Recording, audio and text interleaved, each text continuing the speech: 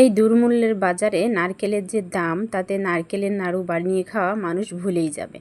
এইভাবে যদি কাঁচা পেঁপে দিয়ে একবার নাড়ু বানিয়ে খেতে পারেন, তাহলে নারকেলের স্বাদকেও হার বানাবে। আসসালামু আলাইকুম, সাথী কুকিং অ্যান্ড ব্লগে আপনাদের সবাইকে স্বাগতম। আশা করি যে যেখান থেকে আমার ভিডিওটা দেখছেন সবাই ভালো আছেন, আমিও ভালো আছি। আজকে আপনাদের সাথে কাঁচা পেঁপে দিয়ে কিভাবে সুন্দর নারকেলের মতো নাড়ু তৈরি করবেন সেটাই শেয়ার করব। চলুন শুরু করা যাক। এখানে নিয়েছি আমি একটা কাঁচা পেঁপে। দেখুন আমার পেঁপের সাইজটা দেখুন, কত সুন্দর একটা আস্ত কাঁচা পেঁপে। কাঁচা পেঁপেটা আমি প্রথমে ছুরি দিয়ে বোটার দিকটা কেটে নেব, মানে মুখের দিকটা কেটে নেব। মাঝ বরাবর ফেড়ে 2 খণ্ড করে নেব। মাঝ বরাবর কেটে এভাবে 2 খণ্ড করে নেব পেঁপেটা। তারপরে একটা সিলারের সাহায্যে কিংবা বটির সাহায্যে আপনারা যেটা সাহায্যে করতে পারেন সেটা দিয়ে কেটে পেঁপের খোসাটা সুন্দর করে ছুলে নেবেন। যখন ভাবটা সবুজ অংশটা যেন না থাকে, তাহলে পেঁপেটা অনেকটা তিতে লাগতে পারে। এবার দেখেন একটা গ্রেটারের সাহায্যে পেঁপেটাকে আমি সুন্দর করে গ্রেট করে নেব।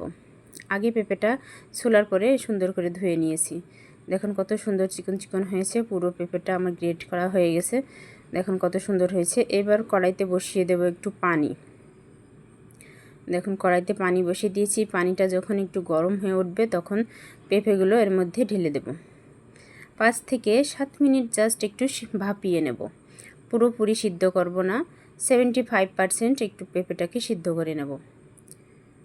তারপরে পানির মধ্যে দিয়ে একটু চামচের সাহায্যে একটু নাড়াচাড়া করে তারপরে একটু ঢেকেও দিতে পারেন আপনারা চাইলে। সিদ্ধ করে নেওয়া হয়ে গেছে। দেখুন কত সুন্দর সিদ্ধ হয়েছে। এখন একটা চালনের মধ্যে আমি ফেলে দিয়ে পানিটা সুন্দর করে ঝরাই নেব। চিপে চিপে সুন্দর করে পানিটা ঝরাই নিয়েছি। এখানে দিয়েছি আমি প্রায় 250 গ্রামের মতো চিনি।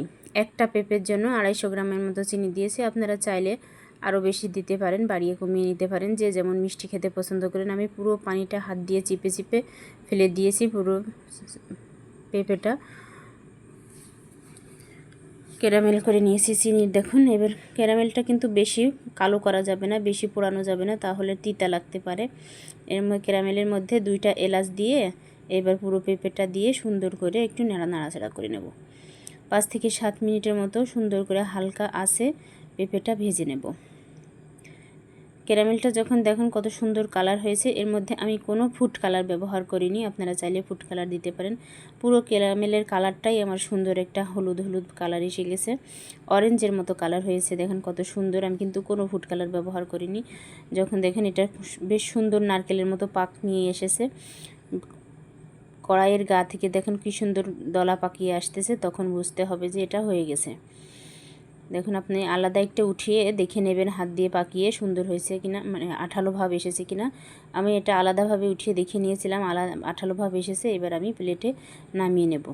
একটু হালকা ঠান্ডা হয়ে যখন আসবে, তখন এটা আমি হাতে একটু ঘি মেখে নিয়ে সুন্দর করে নারকেলের নাড়ুর মতো যেভাবে পাকাই, ওইভাবে নারকেলের নাড়ুর মতো পাকিয়ে নেব। এই দেখুন কত সুন্দর হয়েছে নারকেলের, জাস্ট নারকেলের নাড়ুর মতো সুন্দর করে গোল গোল করে পাকিয়ে নেব। দেখুন সমস্ত নাড়ুগুলো আমার বানানো হয়ে গেছে। জাস্ট অসাধারণ হয়েছিল নাড়ুগুলো। আমার এই নাড়ুর রেসিপিটা যে যেখান থেকে দেখছেন তাদের সবাইকে জানাই অনেক অনেক ধন্যবাদ, ভালোবাসা। নতুন হয়ে থাকলে আমার চ্যানেলটা সাবস্ক্রাইব করে বেল বাটনটা প্রেস করে রাখবেন। ধন্যবাদ।